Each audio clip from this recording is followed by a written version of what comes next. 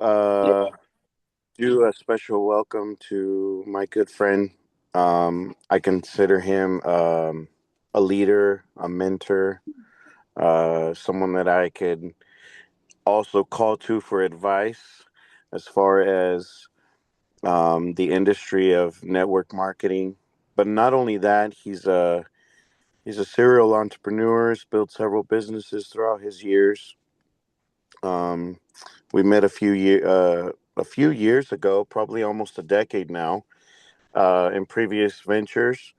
We had a lot of fun together. We did some meetings a couple of times, and now we are in business with the world's greatest membership. And this guy is about to be a 1-star director, and will be very very soon a 2-star at the pace that his team is growing. So I want to introduce my special friend and my mentor, Kurt Wienekamp. Take it away, brother. Hey, Izzy, thanks. I appreciate that. I just, I'll be real open and transparent with you guys here today. I kind of feel like an underachiever when it comes to Travorium. Yeah, I've had some success in the past, but like my dad would always say, that and 50 cents will get you a cup of coffee. So it's what are we doing today and where are we headed? And that I think is super important. And so when I think about that, I think about what would I share today? And I just got the notice of the meeting and it says power of leverage. I hope that's not my title for tonight. So I don't know. I just saw that there just now, but so we may go a different direction. We can talk about that another night if we need to. But I listened to a guy named Ed Milet. I don't know if you guys listen to him at all, but I caught a podcast of his that talked about obstacles to success. And it hit me really hard. I listened to it maybe over the holidays, and it really made me change my approach to my day, to my week, in my day-to-day routine. So I'm really sharing this with you selfishly, just because I kind of need to hear it again, maybe in my own words for it to really sink in. But the basic premise is, if we knew what the objections or the obstacles we're going to face in our life while we're trying to make our dreams come true or make progress, if we knew what they were in advance, we could probably reduce them. Might even be able to eliminate them, but at least reduce the impact that they have on us on a day-to-day level. So when I heard these things, no one had ever talked about them. What would get in my way? I've got this big vision for Travorium. I have another full-time life insurance agency that I run. I'm not complaining. Everybody has their routine, the things that they do. But what would give you a better chance, to start your Travorium business, to take your Travorium business to the next level? And if you knew what those obstacles are to keep you from that, how could you adjust? And so, what's in the way? What are things that most people block them from getting their potential? And so if you think about it, once you're aware of something, it kind of can lose its power over you. And so my biggest fear used to be public speaking. Somebody asked me to introduce myself, even sitting at a table, or God forbid, stand up and say a few words. I'd immediately just start to sweat, literally just pour out of my face, almost pass out. But becoming aware of that and then being prepared and doing it a lot, I overcame that fear. Eventually, I was able to speak to groups as large as 5,000 people. And so just being self-aware, realizing here comes that worry thing again, sitting in the back of my mind, it'll lose a lot of its power over you. So awareness is such a powerful weapon in our tool bag of success. So I want to try and break that down a little bit in my words, what I took away from this podcast from Ed Milet. And he talked about 4Ds. I'm going to just attempt to walk through these with you. I don't claim to be Ed Milet by any means, but I don't know if you guys have ever listened to him, but he's pretty phenomenal. And so a couple might be obvious to you. Some might be things that you've never ever heard before, but Ed always talks about there's an adversary out there. Some might call him the devil. Some might say that he uses tricks to get us off our game, to not chase our dreams, to get us not to be in a place in life where we'd like to be. So if you're a person of faith, whatever that is to you, if you believe there's an adversary or a devil or at least a frequency, then hopefully this would resonate with you. But I believe there is, and I believe they're trying to get us to operate at our lowest level just by not telling us the truth. And so Ed talks about the four weapons that they use against us to steal our dreams. Get you off your game, check your potential and for your vision or for your future. So let's just look at it basically, pretty simple. Four things that keep me from getting to who I want to be, to wherever I want to be, and where those might come from. And so, like I said, I think I learned that it's super important to see these things coming, and if you can identify them, there's just such power in that. So, the first one, they all start with the letter D, the four Ds. And so, um, if I want you to quit on your dream, not chase who you could be, not help the people that you really want to help, not make a difference in the world, not reach your potential, just think of the weapon of discouragement. If you get discouraged, you just get a little bit down, you flinch, you question things, you lose confidence. You just all of a sudden you don't believe that you're worthy. So it gives you some setbacks, some trials. I don't know. Have you ever had somebody who let you down, or they hurt you, or they take something from you? You get discouraged just because it's the opposite of courage. And so to encourage people to help them get on with their game. And so it just, maybe it's the haters, the critics for you. If they can load you up with failure, they can load you up with that discouragement. So, the worst type of discouragement too, I think really, it doesn't really come from the haters. The worst type of the discouragement just comes from maybe someone who knows you, who really cares about you, who loves you. They want to get you off your game. Take out like a parent, and my parents were always supportive and always really instrumental. But take a sibling, a spouse, a best friend who, they kind of pull you off the side, and, just because they love you, they say, hey, this Travorium thing, it's not really going to work out for you. I don't know why you're investing so much time and so much energy. And they discourage you. They remove that courage from you.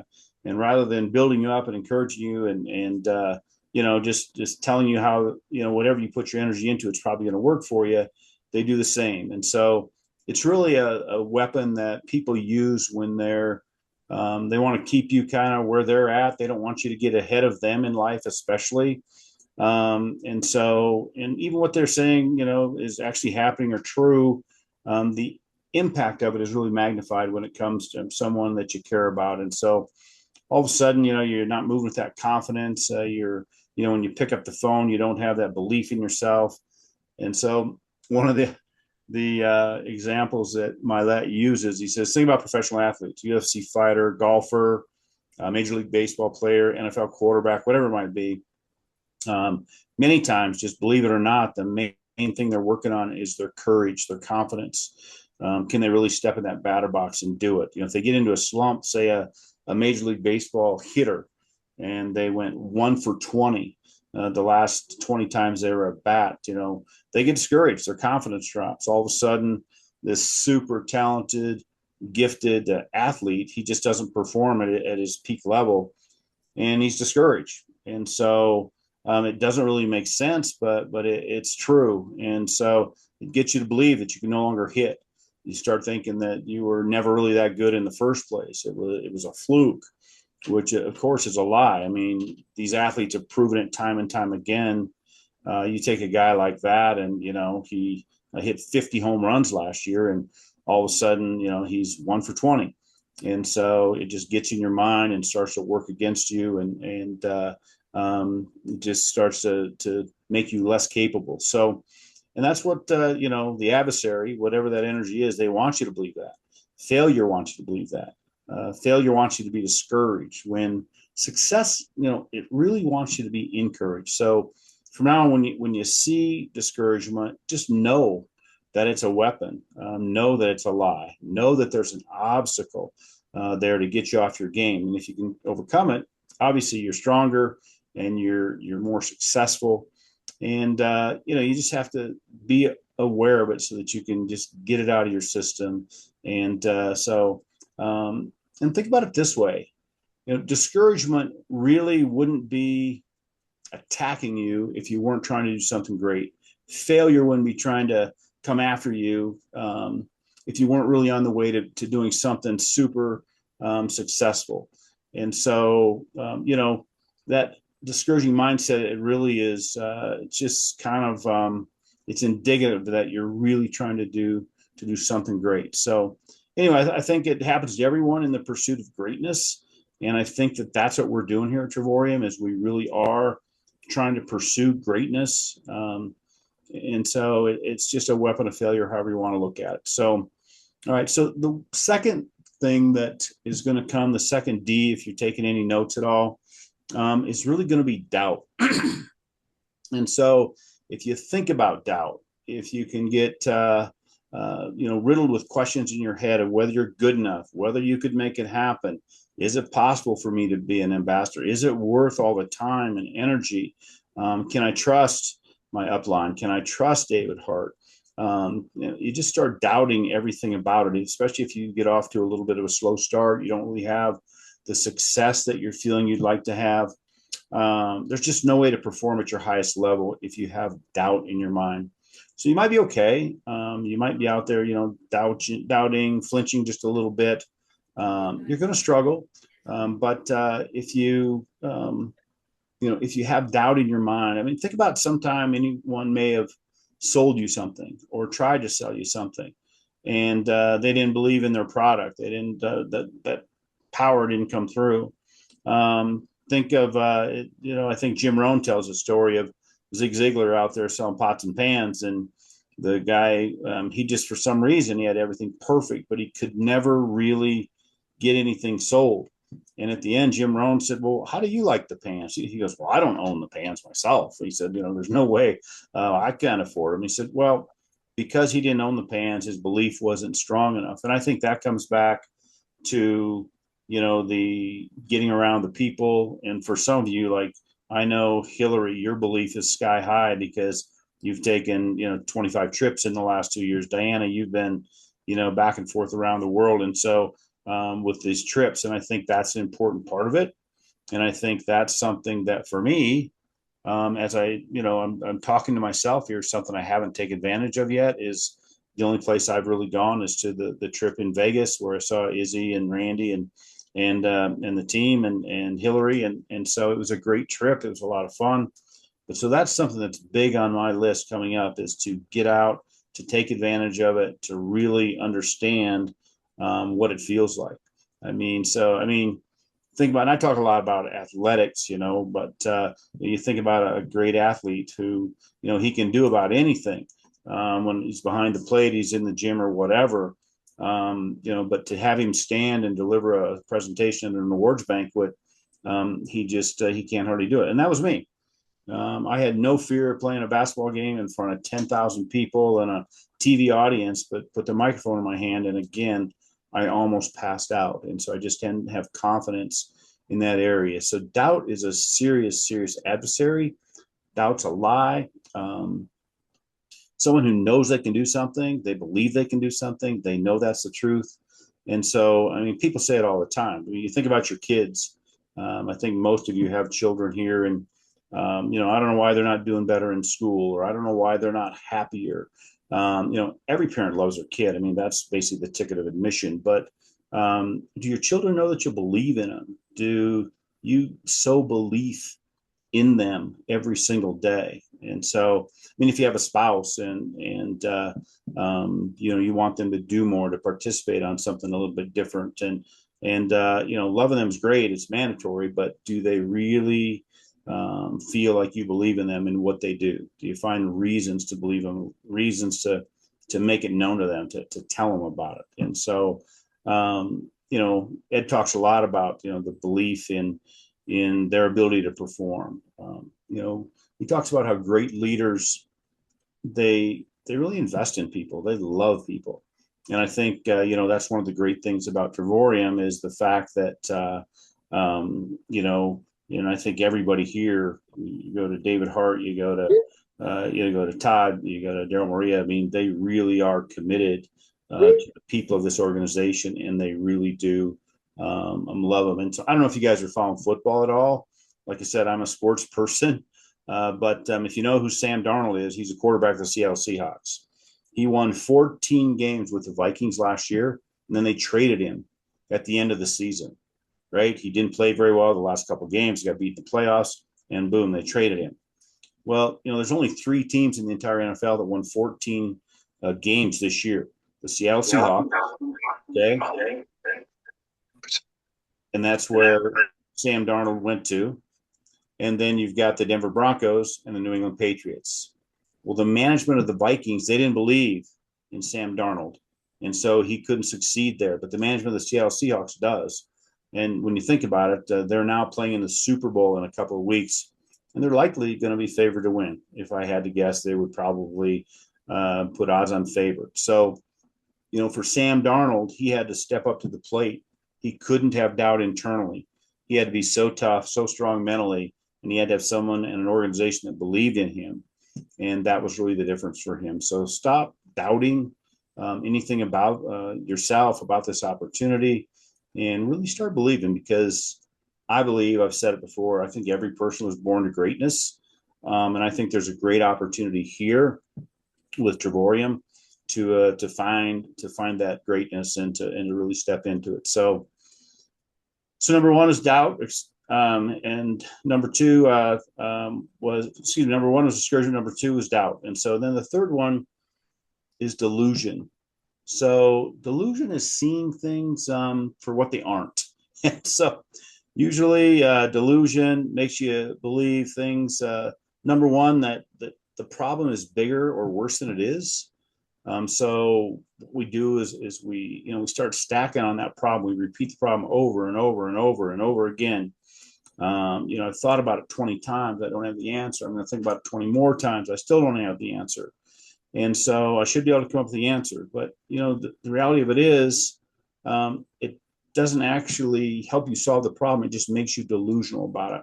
You actually start to believe things that aren't really true. And it just gets bigger and bigger and bigger and overwhelming, because it just makes you delusional. The other type of delusion can come when you believe you're actually better than you are, when you believe that when your ego takes over, when you start believing, I guess in athletic form, you start reading your own press clippings, and you start believing that you're so incredible.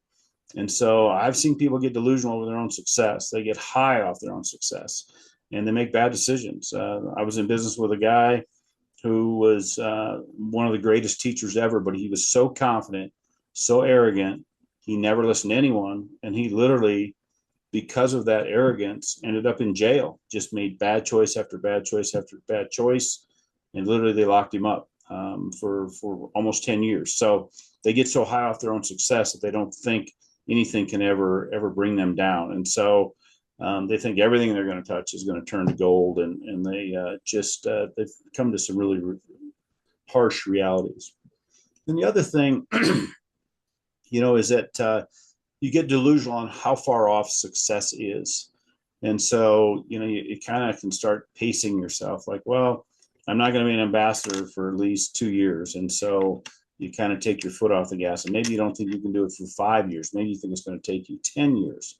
But everything that you ever work on, if you're delusional in that area, you just kind of stop really putting in the serious work if you don't think that you can really get there.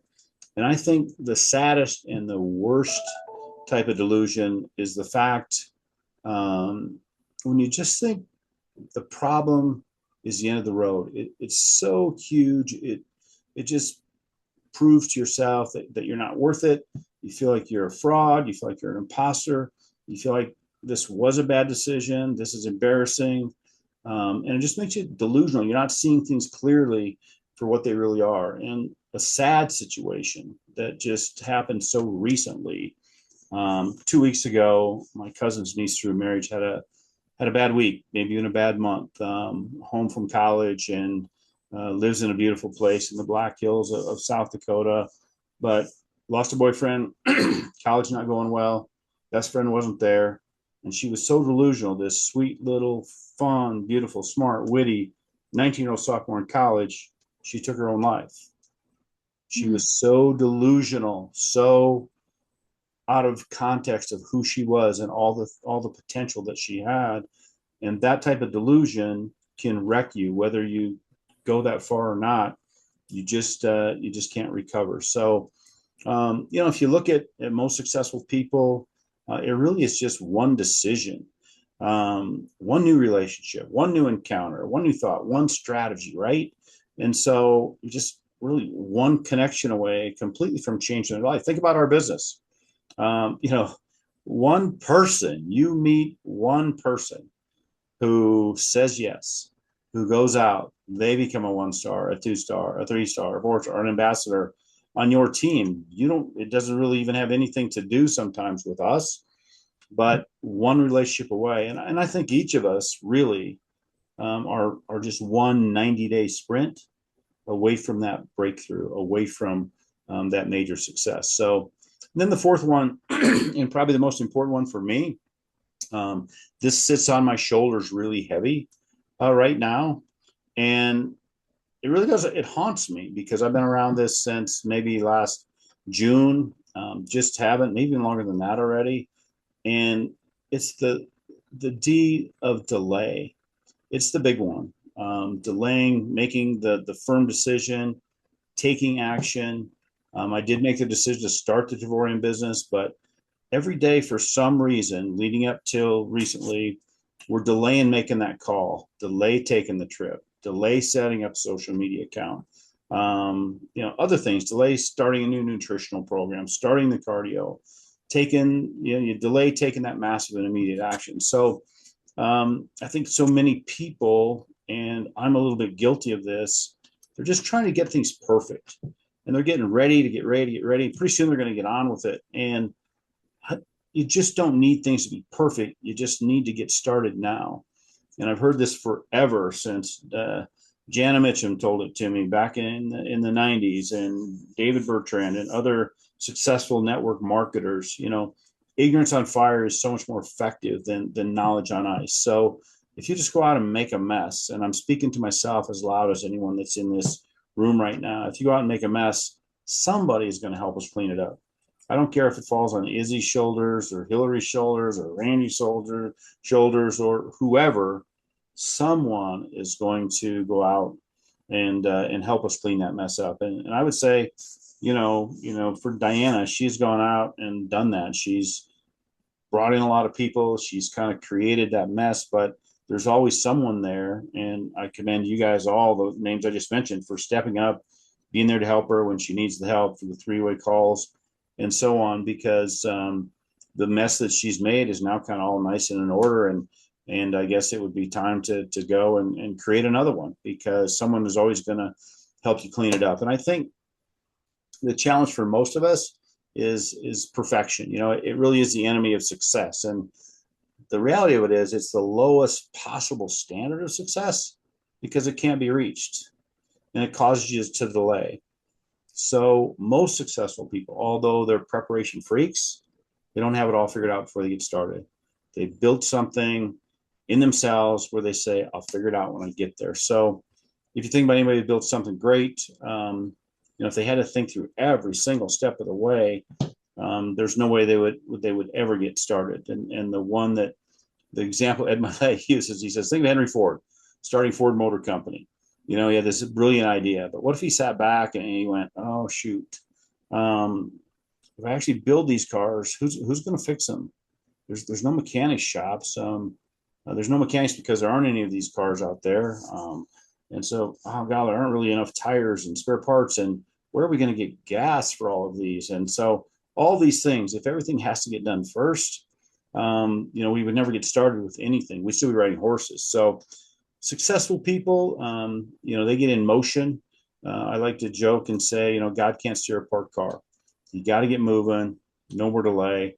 Successful people know that. And so, God laughs at our plans anyway. So everybody's got a plan, like Mike Tyson says, until they get punched in the face. And life will definitely punch you in the face if you're not careful. So with all of that, I would say just take advantage of it now. Bottom line is, sadly, we don't really know how long we have here. on this planet. And so the longer you wait, the longer it's going to take you to get going. I've lost friends in the last 8 months that were all younger than me. I lost friends in college to car accidents. I had a friend's son who was diagnosed with cancer 3 weeks ago, and I got a call on Friday that he passed away at age 58. We do not know how much time we have. And so I think all of us think that, oh, somebody else is going to die, not me. But the reality of it is we don't know when it's coming. It could be 5 days, 5 minutes, 5 years. We have no idea, 50 years. But I say this a lot in my insurance business when I'm talking to potential clients. I just say, not everyone who goes to work today comes home tonight.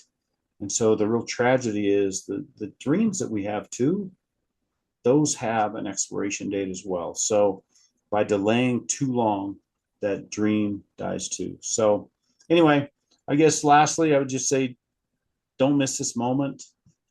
Timing is perfect for where we are. And if you really sit down and run through this and put the 4Ds, just know that they're coming.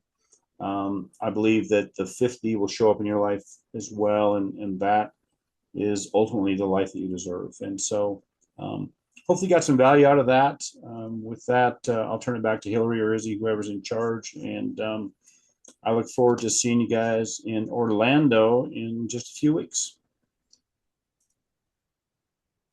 Wow, thank you so much, Kurt. I took massive notes. I could barely type fast enough. So impactful, and I needed to hear this today, so thank you. I was in my Yeah, shit. and if you guys, I don't know, my favorite podcast is Ed Milet, and so he's got something positive every day, and so there's a lot we could cover, but he really is so good. So yeah, thanks for having me. I appreciate it. Oh, that's great. Can you spell his name for me so I could write it in the chat? Yeah, I think it's just Mylettt, maybe. You get to add and put the M in, and his name will come up. Okay, awesome. Thank you. Wonderful. And he's been in the industry? I don't think he's ever been in network marketing. He may have at some point, but no, he's just built some other big businesses. Where do you listen to him? Spotify is where I do. Okay. Anybody else heard of him? I know Randy's a big uh, listener. Yeah, you're not going to get any bad advice from him, that's for sure. He might try and sell you a Constant Contact or something like that. Okay. Awesome. Izzy, did you want something to share? Randy? Diana? No, just a job well done. I feel like sometimes we need to scale back in on the logistics of Travorium, and the fact is you have to kind of like take a reflection in a moment. It's like Daryl said on the Saturday training just recently. If you don't take a few minutes out of your day to practice and to really understand where we are now and where we are headed, you won't have the right map of the direction that you're going to want to go. And I think that was very powerful what he said, because we all use a GPS, we all use a direction in our lives and in our businesses. So if you don't have a plan in motion, a basic plan, something just simple, very simple, 1, 2, 3, 4, 5, then you'll lose track of your prospects, and that's why we create a list, and we have a list of people that we write down. And I mean, I love this summary today of 4Ds: discouragement, doubt, delusion, and delaying. I mean, that's awesome to reflect on, because we all experiment and we all experience every single one of these in our lives. And whether you're doing Triborium or not, even if you do your job, I mean, I remember when I doubted myself for grabbing the steering wheel of an 18 wheeler in the ice and snow. I mean, I doubted my confidence that I couldn't do it. But with practice and knowing what you can do it. And the same thing applies here. So Thank you so much, Kurt. Oh, you're Uh, welcome. Congratulations also on an amazing team that you have. They're just exploding. And Diana, did you want to say something real quick? You're muted. You have to unmute. I think you're muted, girl. Yes, hello everyone. We have a couple different things going on with uh kind of the background. So sorry about that. Did I hand you this door? I'll walk this way. Can you hear me okay? Yeah. Yeah, we can Great. hear you. Thank you for sharing this with me. Thank you for making that phone call. And you guys, thanks for the great support. And I just think it's so incredible to be, as everyone says, in business for yourself, but not by yourself. So we were getting some technology together tonight. We're pretty excited. We got a big screen, so we're going to start watching Zooms at the Margarita Mondays on the big screen. So apologize for the back feed. But we could hear you guys, and thanks for a great inspirational training, Kurt. And thanks for the awesome upline that you guys are. So Jim and I are both here. Margarita Monday. He says, "Hey." Hey, Jim. Just Can't wait love. to see you guys. Yeah, I got so inspired from this talk today. Did anybody else have a quick ad or comment or anything? I just wanted to say hi, and I'm glad that Kurt's going. Can't wait to see you again. Hey, Bridget. Hey, It's going to be fun. I know.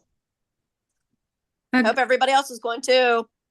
Yeah, quick shout out to Jeanette over the weekend. She had an amazing three-way with a mutual friend of ours, and she's listened to the spiel several times. So we think she's going to join. It's just a matter of when. Congratulations, Great. guys. Awesome. Awesome. Well, I think if anybody has any questions or wants to listen to this, reach out to Hillary. I know she'll share the recording if you want to re-listen to the amazing training today. And